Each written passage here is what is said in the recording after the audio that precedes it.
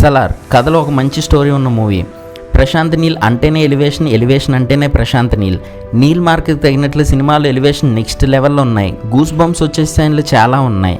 ఇకపోతే ప్రభాస్ హైట్కి పర్సనాలిటీకి తగిన మూవీ. బాహుబలి 2 తర్వాత ప్రభాస్ తీసిన అన్ని సినిమాల్లో ది బెస్ట్ మూవీగా ఉండబోతుంది. శృతి హాసన్ క్యారెక్టరైజేషన్ కొంచెం తక్కువే ఉంది. ఇకపోతే ఫైట్స్ ఎలివేషన్ నెక్స్ట్ లెవెల్లో ఉన్నాయి. ప్రభాస్ బాడీ పరంగా చాలా ఇంప్రూవ్ చేశాడనే చెప్పుకోవాలి.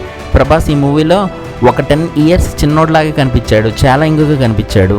ప్రొడక్షన్ వాల్యూస్ ఏమాత్రం తక్కువ కాకుండా ఒక కాన్సర్ అని ఒక కొత్త ప్రపంచానికి సక్సెస్ఫుల్గా తీసుకెళ్లారు. బ్యాక్గ్రౌండ్ మ్యూజిక్ నెక్స్ట్ లెవెల్ ఉంది. హీరోని ఎలివేట్ చేస్తూ సైడ్ క్యారెక్టర్లు చెబుతున్న డైలాగ్ని మ్యాచ్ చేస్తూ బ్యాక్గ్రౌండ్ మ్యూజిక్ అదరగొట్టాడు మ్యూజిక్ డైరెక్టర్ రవి బస్రూర్. సలార్ మొత్తం సెకండ్ హాఫ్ కూడా ఖచ్చితంగా చూడాలనిపిస్తుంది. ఎందుకంటే ఫస్ట్ హాఫ్లో కొంతవరకు మాత్రమే మనకు అర్థమవుతుంది. స్టోరీ పెద్దదవడం వల్ల దీన్ని 2-3 పార్ట్స్ తీసే ఆలోచనలు ఉన్నట్టుగా తెలుస్తుంది. సో సెకండ్ హాఫ్ పార్ట్ కోసం ఖచ్చితంగా వెయిట్ చేయాలి.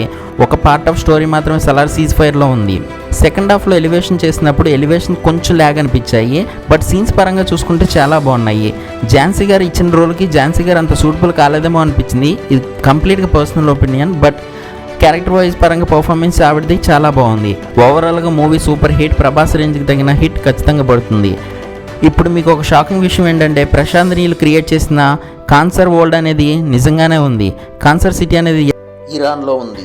దాని యొక్క మ్యాప్ అనేది ఇక్కడ ఇస్తున్నాను, ఒకసారి చెక్ చేసుకోండి.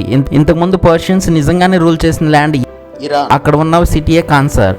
అక్కడున్న రాజుని సలార్ అని పిలిచేటట్టుగా మూవీలో చెప్పారు. కాబట్టి ఈ మూవీకి సలార్ అనే మూవీ వచ్చినట్టుగా తెలుస్తుంది. ఇప్పుడు మీకు అర్థమైంది అనుకుంటా ఎందుకు సలార్ మూవీకి సలార్ అనే నేమ్ డిక్లేర్ చేశారనేది. ఐ హోప్ ఈ వీడియో మీకు నచ్చిందని అనుకుంటున్నాను. ఇన్ కేస్ మీకు నచ్చితే సబ్స్క్రైబ్ చేసుకోండి ప్లీజ్. లైక్ అండ్ షేర్ చేయడం మాత్రం మర్చిపోవద్దు. Subscribe for more.